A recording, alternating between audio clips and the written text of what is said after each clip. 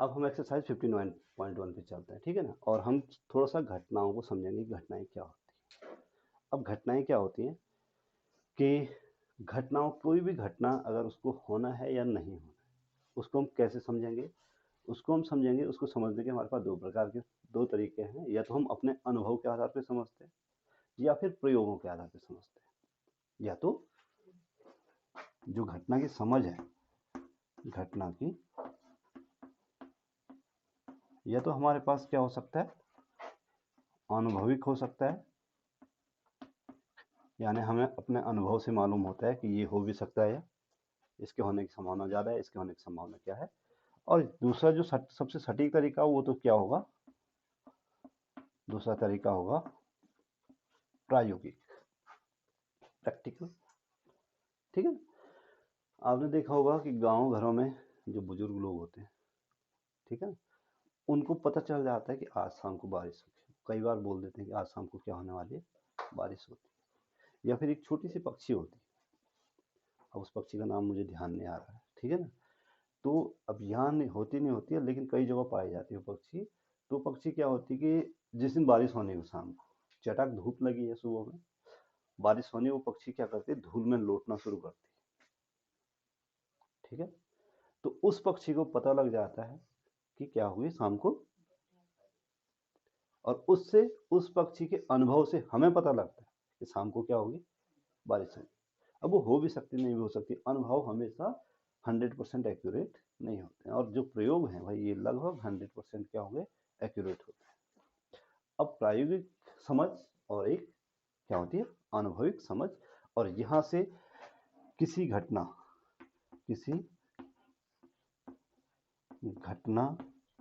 घटना को हम इवेंट लिखते हैं भाई, क्या लिखते हैं, इवेंट माने घटना।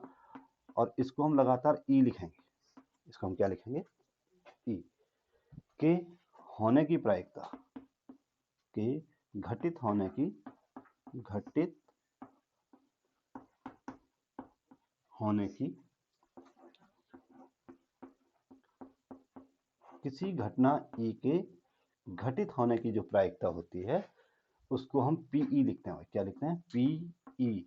पीई का मतलब होता है probability of event, probability of event. PE बराबर होता है अनुकूल परिणामों की संख्या, अनुकूल परिणामों की संख्या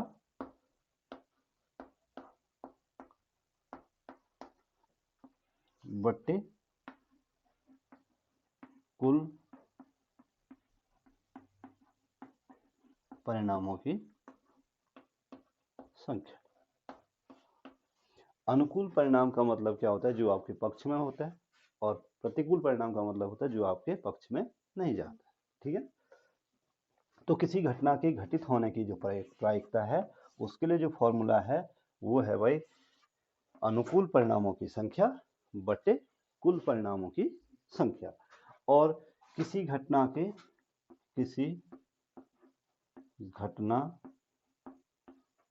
ई के, अब मैं इसको ई लिखूंगा, इवेंट नहीं बल्कि क्या लिखा, ई के घटित नहीं होने की प्रायिकता, घटित न होने की प्रायिकता, न होने की। अब घटना या तो घटित होगी या फिर नहीं होगी। घटित होने की प्रायिकता तो हमने निकाल दी थी। घटित नहीं होने की प्रायिकता को पी कोष्टक में लिखते हैं ई नहीं, या इंग्लिश में नॉट ई, नॉट ई। तो पीई नहीं बराबर होता है 1 माइनस घटना के घटित होने की प्रायिकता, घटित होने की, क्योंकि अधिकतम प्रायिकता कितनी हो सकती है भाई किसी भी घटना की, एक, ठीक है। और किसी पीई नहीं, आप ऐसे लिख सकते हैं पीई नहीं, यानी कि घटना के घटित न होने की प्रायिकता बराबर 1 माइनस पीई, यानी कि घटना के घटित न होने की प्रायिकता बराबर 1 माइनस घटना के घटित होने की प्रायिकता। ये आपके पास फॉर्मूला है, ये आपके पास क्या है, ये फॉर्मूला याद रखना है। रहेगा, याद रहेगा। अब हमारे पास थोड़ा सा मैं और आगे बढ़ जाता हूँ। एक्सरसाइज 15.1 का क्वेश्चन नंबर 1, और ये कह रहा है कथन पूरा कीजिए। आपको क्या करना है, कथन पूरा, यानी कि जो आपको डॉट डॉट डॉट छोड़ा हुआ बीच में वो पूरा करना है। नंबर फर्स्ट है इसका, पहला है, ये कह रहा है घटना ई की प्रायिकता धन घटना ई नहीं की प्रायिकता है। घटना ई की प्रायिकता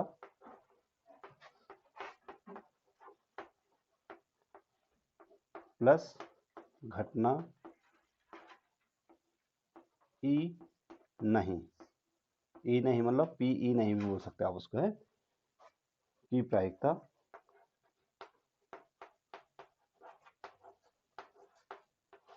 बराबर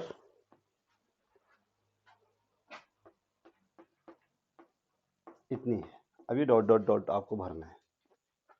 तो घटना ई की प्रायिकता, अगर हम इसको पीई को इधर ले आए तो पीई नहीं प्लस पीई बराबर कितना बच जाएगा, 1।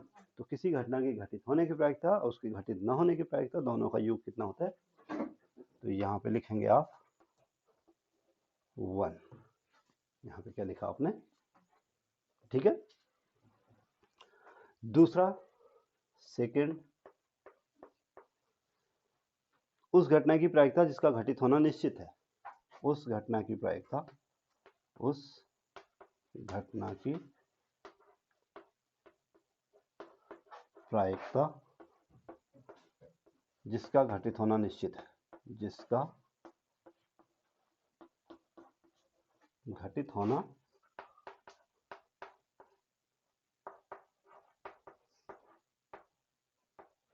निश्चित है। कितनी होती है भाई, कितनी होती है, 1 होती है, ठीक है ना। और इस प्रकार की घटना को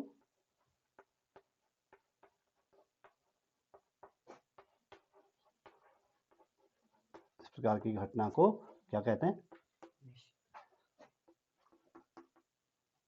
इस प्रकार की घटना को बोलते हैं भाई निश्चित घटना या यूनिवर्सल ट्रूथ।